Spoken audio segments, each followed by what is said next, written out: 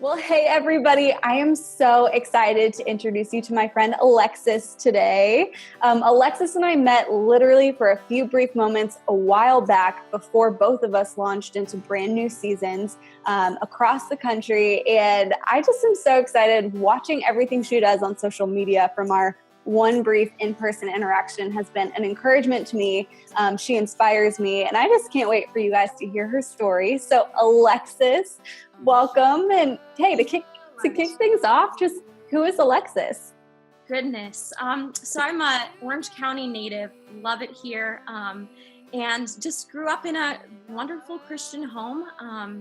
I think something that for me personally that I like to identify myself in is Christ. And I think that's where it came from. Is when I was just born, my mom and my dad were just becoming believers. And for my mom's whole life, she lived in a really religious home, but they never talked about Christ. So for the first time when I was born, she started learning about Christ and who he was and what he did for us. And I was involved in those very intimate moments with her when she didn't even think I was aware. I saw her weeping into the Lord and just spilling her heart and just being so vulnerable with him. And I think really who I am today is because of those moments that I witnessed so closely with my mom. It was like my mom, Jesus, and then me, in the corner watching. So yeah, it's just, so I'm Orange County native, grew up in a wonderful family, 2 sisters. Recently just got married to my husband, Ryan. Woo! I think we're going on 9 months now. So it's just a crazy season, Emily. Just, I've seen God's blessing and his favor on us for sure. But yeah, I love just working in ministry. I work at Saddleback Church as the communications specialist there, which I've been for 3 months. So God's really been challenging me. And the theme of leading up, I'm very young and everyone I work with is definitely older than I am. And I think just having the courage and boldness to be to speak into other people's ministry, I think is challenging and beautiful because God loves to use us who are not capable of doing that. So anyway, that's a little bit of taste of who I am and what I'm doing. I love it. I love how you said that too, because it's a real challenge leading up. 360 leadership is a very big challenge, but you're, at least from a distance, it seems like you're rocking and rolling with that for sure. Well, I've been able to hear your story in bits and pieces along the way, and I'd love for you to take a couple minutes and just unpack your story and your journey and what's made you Alexis today. Yes. I really wanted to open up about my last year. Because what I love about God is that we have so many stories, throughout our life who make us who we are today. I loved the theme of becoming. It is so relevant to what God does in this world and in us. Because when we become Christians, we go through the sanctification process, which is basically we're becoming like Christ every day. We're never going to get there until we're with Jesus. So it's a every day kind of thing. And so there's so much life that we could talk about, but the last year has been just really formative for me. So within a year, I have graduated, I've gotten engaged, I've moved back to California, I've, got my first job out of school. My husband finally moved to California. We had to, finish planning the wedding, get our first apartment, get married. And then it just felt like just a season of ginormous transition. My husband had gone through a few jobs since we've gotten married. Within 3 months of marriage, he had 3 different jobs. So it was obvious to me from the start that it was buckle up because this is going to be a ride. And I felt God preparing me in the seasons where I was at school and, graduation was approaching. You just feel everybody has that feeling of, okay, something new is approaching. And so I definitely was on my toes trying to peek on what is God going to be doing in this new season. And as God, months gone by, I just saw that theme of, okay, you're going to be shaken. You're going to be tested, I think, and you're going to be weathering a lot of different things, but you're going to need to learn how to trust me and how to cling to me for dear life. So basically I really think that my hardest season was after getting married. The first few weeks, it was like we had our honeymoon, which was just, we were on such a high, Emily, like God was clearly in the midst of our wedding. Like he was glorified. We had a beautiful honeymoon. And then literally the week that we got back from our honeymoon, my husband just got really sick. I mean, just like a bad flu. So he was knocked down. Then like the week after, I got the stomach flu. I think I got like the stomach flu twice. And then every single month, Emily, after that, I had suffered some sort of cold, flu, weird things with my health that like had never happened before. Like I've never had weird things with my health. And then I think that was, for a good 6 months of our first, 6 months of our marriage was just kind of weathering those storms. Weird things with my health. Like the doctor thought I had cancer, like on my neck because I had like a lump there. Turns out that it was just a knot, like horrible knot. So like things like that where it just causes so much emotion and so much like fear and anxiety and like, just the unknown of what's going on with my health all happened in a very concentrated amount of time. And it was just a really rocky season in our marriage, I think, because for me personally, I had this expectation for myself of what I'd be as a wife. I'd be on my game, like I'd be the best wife in the world, cooking meals, like, ready when he gets home. And it just wasn't that way, Emily. And I just suffered a lot of guilt, a lot of self-imposed pressure. And then what spewed out of it is a ton of stress and anxiety. And I was getting anxiety attacks. I was getting just a lot of different things where I felt like my life was spinning out of control.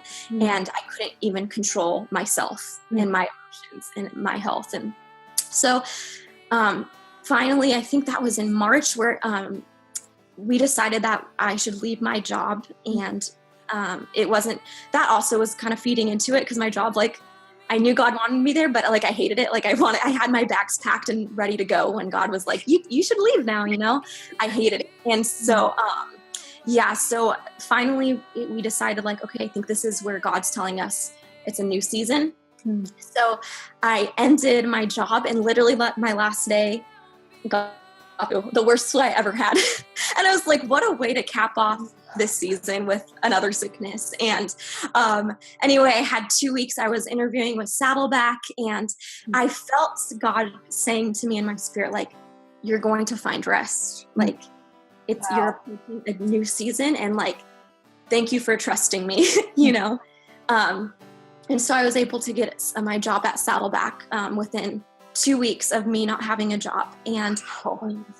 And then, when I entered that season, the new season at Saddleback, the spirit and the peace that I had in that, it felt like God calmed the storms, like he was in the boat and he's like, hush, like the storm was like, that's how it felt because it was nonstop. And so the season that I'm in now is just like, I feel so, first of all, emptied of all my strength, but then just so like supernaturally, like, I guess with God's strength, I'm going out and I'm able to do that. I'm able, to do this job and to kind of step into this new season. But what came from that, Emily, was the idea that God goes before us. He showed me like, Alexis, like I see you and I've seen you through that season of unstableness, of you not understanding what's going on. I was not far from you. Even though I felt far, I was not far. And actually I was going before you and I was preparing something that you couldn't even imagine and that you could find so much joy in. And then, so he goes before us, but he taught me that he comes back to us and he takes our hand and he walks us through those different seasons and he walks us through every single second of the day to get us through that day, and to just refine and to love us. And if nothing else I learned is that Christ loves us so much. And, he doesn't ask anything from us other than that we offer our lives to him and say, Lord, I love you so much. I trust you. And man, like, he does so much with a heart like that. And I think sometimes when I'm talking to some of my friends who, you know, aren't believers, I think something they struggle with is just the idea that it just feels like a weight when you're trying, you know, and when you're having a relationship with God. It just is, there seems like you have to do so much, you know, to kind of impress God or to feel worthy. And that just makes me so sad, because we don't need to do that. Right. He works for us. He fights for us. He is there with us. And if anybody gets anything out of, you know, my story in my last 6 months, it's that you don't need to do anything, because I was not even strong enough in my health or strong enough in my mental capacity to even open up God's word. And that, first of all, broke me, because I love God's word. And that also made me feel like, man, why am I not able to do that? You know? But in hindsight, I see that God hears our groans, and he, you know, that scripture where it says, you know, even the groans, the Spirit prays for us, even if we can't, and we don't have the strength and we don't have words. He prays on our behalf. He goes before us. And that's exactly what season I was in. And so, no, you don't need to do anything. God is fighting for you. You just need to say, Lord, I trust you, and I want you, and I love you, and I'm holding on to you and clinging to you. So yeah, that, I mean, just that season has taught me that alone. And I think the season that I'm in now has been one of just growing in my disciplines, because since I hadn't been able to really dig into the word, I was missing that so much. And so it took me a while to get back into that habit. You know, where there's a season where it's like, okay, like I wasn't able to do that then, but now I am. Right. So now I need to start, you know, making that a discipline and getting into that habit. So now I've been waking up and just reading through the word and just being filled up by him. And it's been so beautiful. And he has been confirming that word of just, he goes before me. He goes before me, and he walks with me. Those two things go hand in hand. So yeah, that's really what I would. Yeah. That is so good. I didn't even know some of those elements of how even sick that you were throughout the whole journey. It's incredible to see how you've journeyed through that and what you learned in the midst that he goes before you, but then he walks back with you. That's huge. Absolutely huge. So if you were, you know, sitting across from another woman like we are today, hanging out, and you're just talking with her, you're doing life together, what would you encourage her with on her own becoming journey? Okay, someone told me this right before I graduated. Someone's mom, bless her, told me, because I was huge on calling and purpose, and you know, everyone wants to know that their life has is going to impact someone or something, and they want to make a difference, whether you're a Christian or not. And so I had that, and I was clinging to my calling so much. And so something God revealed to me through this mom was that, you know, you can differentiate whether you're clinging to your calling or if you're clinging to Christ. And if you're clinging to your calling more than Christ, you can see it, because when your calling starts to unravel in a way that you don't want it to go, or you just feel like, what's going on? Like, this is not what I wanted to do. Wasn't the plan. This isn't what I'm supposed to be doing, or I see myself doing. That's when you start freaking out. That's when you know you're clinging to your calling more than you're clinging to Christ. And that was eye-opening to me, because I think I started clinging to my calling. I was like, I'm going to make an impact. And then I forgot, you know what? God doesn't like he doesn't like to use people who think they can do it on their own and have their own plans. He wants people that are literally just fixated on him and don't care. I mean, they care that they're going to have an impact, but they know that God's going to work through them no matter what, and they're not worried about that. They're not fixated on that. They're fixated on him. So my encouragement, honestly, would be, there's going to be a lot of different things that happen in your life that don't seem relevant to what you feel God is calling your life to be. And I think oftentimes we want to see a linear graph that's going upward, and it's just an easy like point, and then a goal. We reached our goal.